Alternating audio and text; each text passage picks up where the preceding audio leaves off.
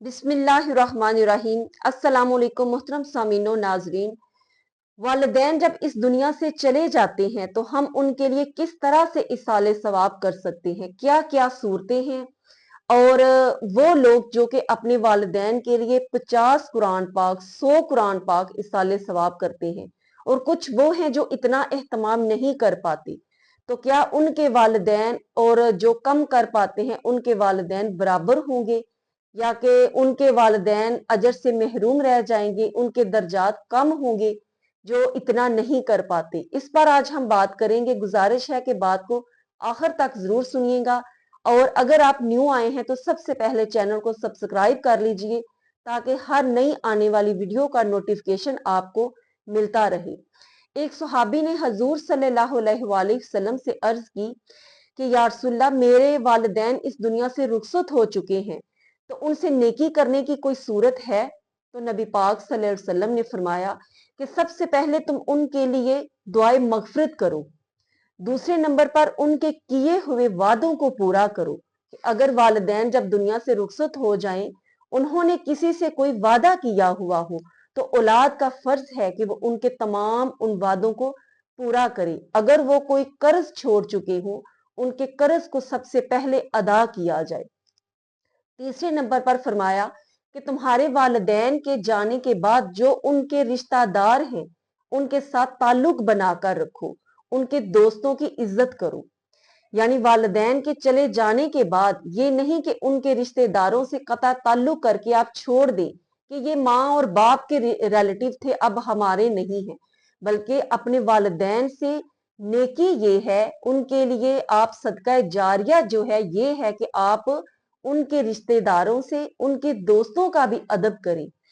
हजरत अबू बरदा रजी अल्लाह ताला अन्हो से मरवी है, आप कहते हैं कि जब मैं मदीना आया तो हजरत अब्दुल्ला बिन उमर मुझसे मिलने आए, और उन्होंने अर्ज की कि आप जानते हैं मैं आपसे क्यों मिलने आया हूं? उन्होंने कहा नहीं।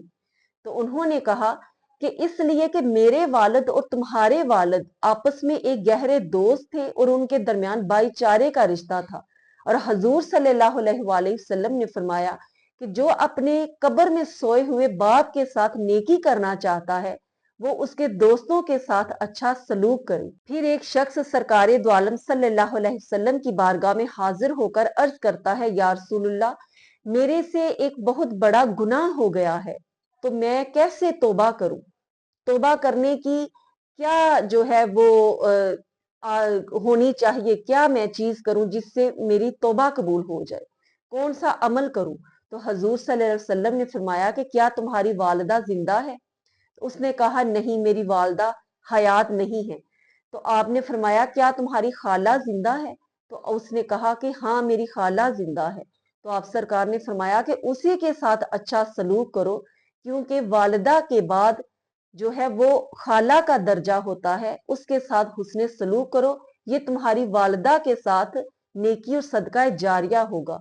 तो जब बंदा इस दुनिया से रुखसत हो जाता है तो वो 3 अमल हैं जो छोड़ जाता है। एक सदका जारिया, किसी के लिए कोई पीछे से ऐसी चीज बनवा दी, मस्जिद में कोई चीज बनवा दी, मदरसे में कुछ ऐसा बनवा दिया, कोई इमारत बनवा दी, कोई पानी का नल लगवा दिया, इस तरह की कोई चीज छोड़कर जाना। लोग जब तक उससे फायदा उठाते रहेंगे, उसको इसाले सवाब होता रहेगा। दूसरी चीज इल्म, जो वो छोड़कर जाता है और लोग उसको सीखते हैं, उस पर अमल करते हैं, ये भी उसके लिए बेहतरीन सदका जारिया है। और तीसरे नंबर पर नेक औलाद जो है वो वालिदैन के लिए बेहतरीन सदका जारिया है। नेक औलाद अपनी जिंदगी में जो भी अच्छे काम करती रहती है, उसका अजर सवाब वालिदैन को मिलता रहता है।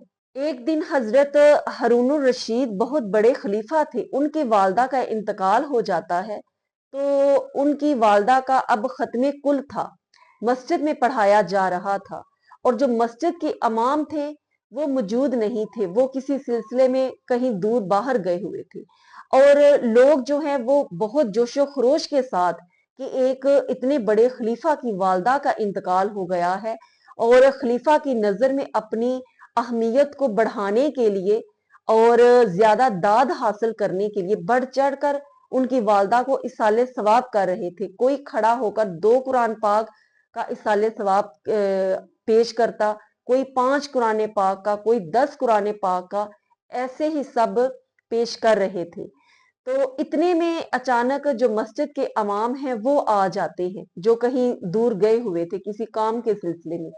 वो आते हैं तो वो कहते हैं कि मैं बिस्मिल्लाह का इसाले सवाब पेश करता हूँ।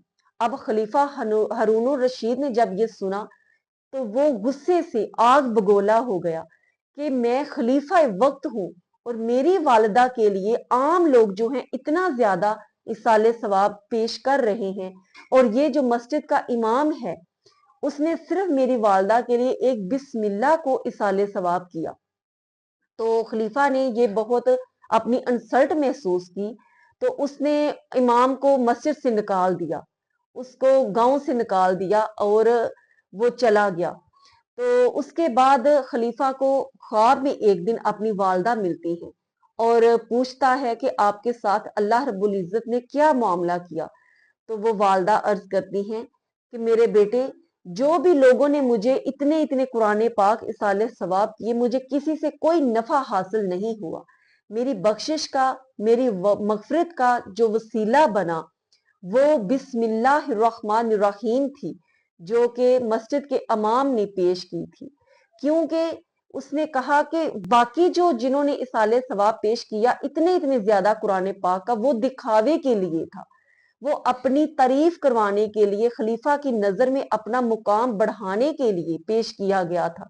उनमें उनका खुलूस नहीं था, उनमें उनकी मोहब्बत नहीं थी कि एक फोत जो औरत है उसको हम इसाले सवाब कर रहे हैं, वो सब दिखावा था। लेकिन जो इमाम ने बिस्मिल्लाहिर्रहमानिर्रहीम का इसाले सवाब पेश किया, उसी की वजह से मेरी बख्शिश हुई, मगफरत हुई, क्योंकि उसने अल्लाह की रजा के लिए किसी मुसलमान को इसाले सवाब करने के लिए ये किया था, और यही अमल मेरे काम आया। तो उसके बाद खलीफा ने उनको वापस मस्जिद में वापस बुला लिया। तो नाजरीन, इससे ये बात जो है वो जाहिर होती है, असल चीज जो है वो नीयत है कि आप किस नीयत के साथ किसी को इसाले सवाब कर रहे हैं। और जो भी इधर से बाज़ औक़ात मदारस से कुरान पाक इकट्ठे किए जाते हैं, मसाजिद से किए जाते हैं कि हमारे वालिद का या वालिदा का खत्म कुल है, 10वां है, 40वां है, हमें इतने कुरान पाक चाहिए। इन तादाद की वजह से जो है वालिदैन के दर्जात बुलंद नहीं होंगे, बल्कि वो अल्फाज, वो कलिमात जो कि औलाद अपनी जबान से अदा करती है और नेक नीति के साथ, मोहब्बत के साथ, खुलूस के साथ अपने वालिदैन को पेश करती है, वही असल में इसाले सवाब होता है जो उनके दर्जात की बुलंदी का सबब बनता है।